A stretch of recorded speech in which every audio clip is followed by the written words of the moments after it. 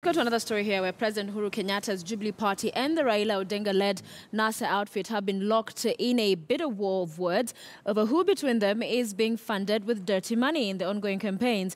But one national leaders say openly that corruption curtails funding presidential campaigns. Should Kenyans be afraid? Well, our political affairs reporter Muremi Mwangi takes a closer look for us. For close to a week now, Deputy President William Ruto and the man seeking to occupy his office, Stephen Kalonzo Musyoka, have been locked in a rather unusual verbal crossfire, each denying being the first to know this man. Businessman Jimmy Wanjigi, a billionaire, claimed to be among the top NASA financiers. Hawa watu wa NASA wamenaswa na mtego ya cartel ya wafisadi mabwenyenye, kwa sababu hiyo watu ndio wanaweka pesa katika kuendesha campaign ya watu wa NASA. Ukiwa deputy president na unaongea uongo, unawezaje kuwa kiongozi? Kwa kweli wa mambo, huyo Jimmy Wanjigi ndiye aliwasaidia tukiwa G7, akasema Uhuru na Ruto. The same Jimmy Wanjigi ndiye amekuja anasaidia upande wetu, upande wa Raila. But the NASA Jubilee crossfire has somewhat strengthened perceptions that Kenyan elections have been hijacked by the moneyed and business cartels with alleged vested interests. Late last year, the National Assembly suspended the controversial campaign funding regulations on account that the electoral agency, IEBC, bypassed Parliament while drafting the rules. Under the rules that never saw the light of day, every candidate would have been required to consolidate campaign funds in open bank accounts, disclose account managers, and list members of campaign finance committees. But without tangible rules governing financial aspects of campaigns, lawyer George Keithy warns that murky times lie ahead of the August polls. The environment we're in, to say that we can block funding or perceive or create a certain environment where we can know the money is illegal, or sorry, the source of the money is immoral or illegal, it's almost impossible. The difference with what we're talking about in terms of the architects of Anglo leasing who are associated with NASA is that there is a history of allegations about their involvement in mega corruption. A few friends can just give you to support you on transport. If you have 10, 15 friends, each one saying I'm meeting a week, another one saying another week, another one says another week, we are able to move. Are there strings attached, particularly if it's from the business community? No, we have no strings attached. You can look at our manifesto.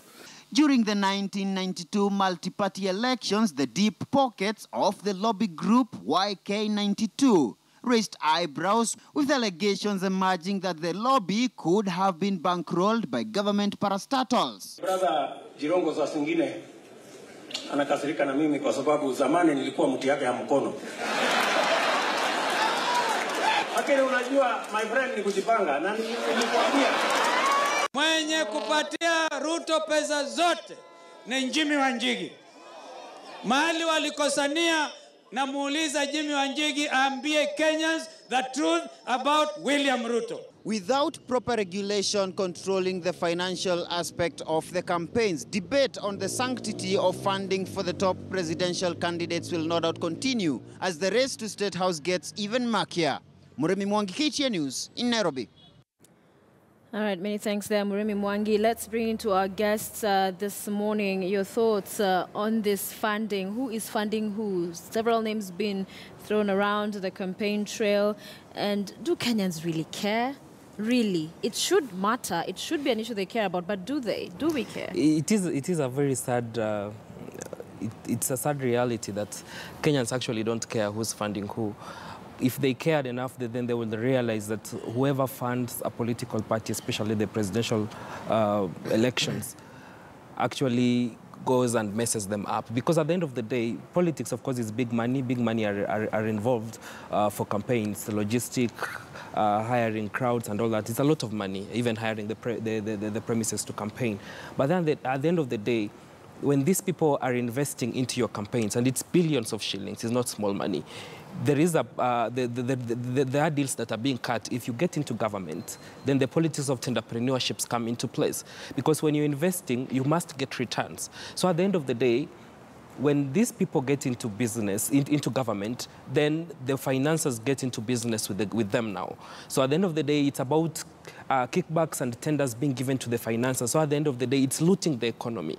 Because by the time you come back and you invested into this person being in office, it means now you have to return the favor back now. Yeah. These people need their returns. At the end of the day, that's when we have so many scandals, because you have to get that money. It's actually not investing. It's actually like someone is loaning you money and you have to repay it back with interest. So you'd say that these big financiers really are the people, when whoever they're funding get into power, are the people really running the country? At the end of the day, it actually leads to that, because when somebody goes up to the point of even implying that they drafted your manifesto, then it means that they are drafting with the sole aim that these projects are going to be like this, and I'm the one going to get the tender. I can inflate it as much as I want to get my level of investment I've done in you, you know?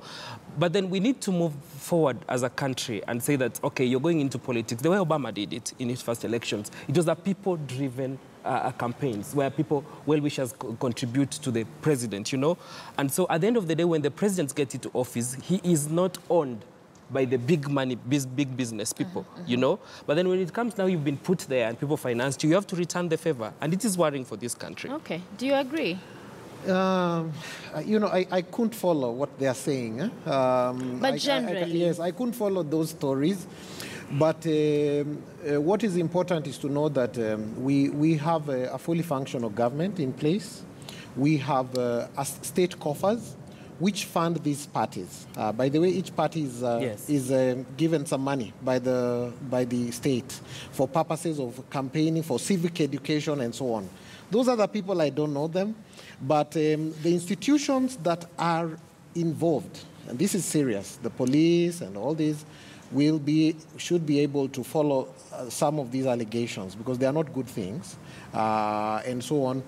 But there's a lot of posturing by politicians. I really don't take some of these things seriously. Do you care where they're getting their money from on these campaigns? Because it's a lot of money to campaign. Well, they have to account at the end, and the person who should care is the oversight institutions. They must care, and that time will come.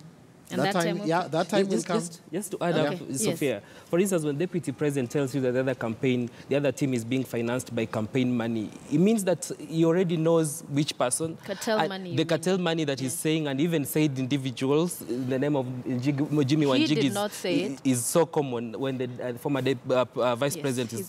By the way, it's not good to talk about someone. Who's retorting that, you know, there is so much. I mean, you are talking and you're in government with all the state power and security. Why can't you go ahead and arrest this person and tell them you cannot finance campaigns using bad money? What are you telling the country? That you know that someone is committing a crime, but then you are not doing anything about it? All right, and that is where we will wind up this morning. Thank you so much, gentlemen, for being with us.